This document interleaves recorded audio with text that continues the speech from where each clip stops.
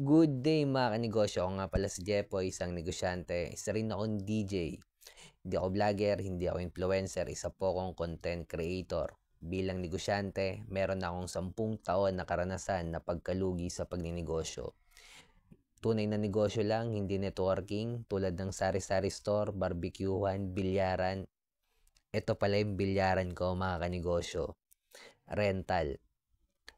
Ang topic natin ngayon mga kanegosyo tungkol sa negosyong bilyaran. Ito kung nagsisimula ka pala magnegosyo, tapusin mo tong video na to, sigurado marami kang matututunan.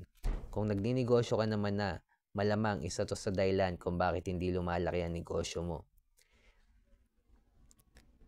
Ito yung bilyaran ko mga kanegosyo. Aircon yan, close yan, may sariling CR.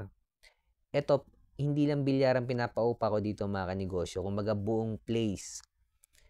Ito nga pala mga kanegosyo, naitayo ko siya sa De La Salle, Dasma. After ko malugi ng pangalawa kong negosyo, yung barbecuehan, from 2021 to 2022.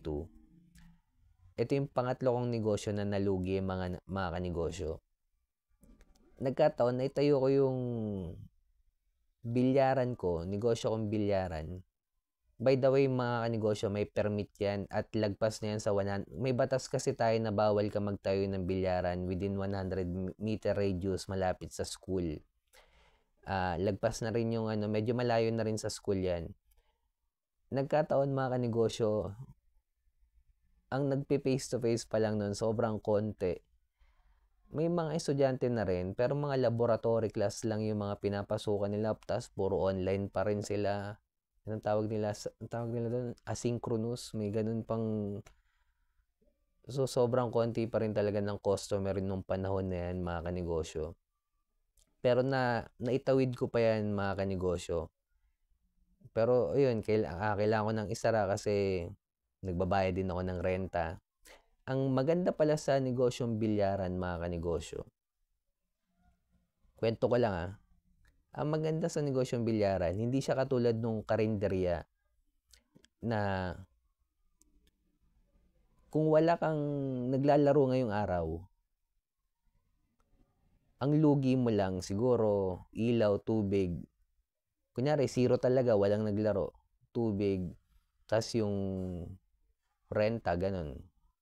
Sa karinderya mga kanegosyo, kapag wala talagang kita, yung niluto mong ulam, naglabas ka ng doon puhunan Kumbaga, yung puhunan na yun, kailangan at least maibalik o maibenta. So, kung wala talagang benta yun, talo ka na ng puhunan, talo ka na ng renta, talo ka pa ng tubig, ilaw. Ang maganda din sa bilyaran mga kanegosyo, dahil rental siya, hindi siya mahirap. Hindi kayong tulad na sa karinderya na magluluto ka, na automatic pag may naglaro, profit agad. Sa karinderya, kailangan mo pang ubusin yung ulam na isang tray. Doon pa lang lalabas yung profit Dito automatic, pag may naglaro, profit na agad yun. So wala kang binentang ulam, di ka nagluto, di ka gumastos sa gas. Kaya panalo ka din sa negosyong bilyaran kasi hindi siya mahirap i-maintain mga kanegosyo.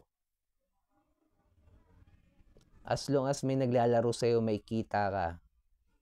Ayun yung magandang negosyo sa bilyaran. Pero nung nagpapabilyaran ako mga kanegosyo, bawal lang minor de edad sa loob ng bawal magsugal, 18 and above lang pwede makapasok. At kung nagsisimula ka pala magnegosyo, sikapin mo mag-focus in one, hanapin yung community ng mayaman, scale up sa level 2 business model yan. Ngayon, kailangan na natin gumawa ng original content. Ingat tayong lahat mga kanegosyo. Subscribe mo naman ako. Comment ka lang, bilyaran. Heart mo na rin to. Bilang negosyante, kung dumadanas tayo ng pagsubok or struggle, huwag natin kalimutan mag-pray kahit anong religion natin.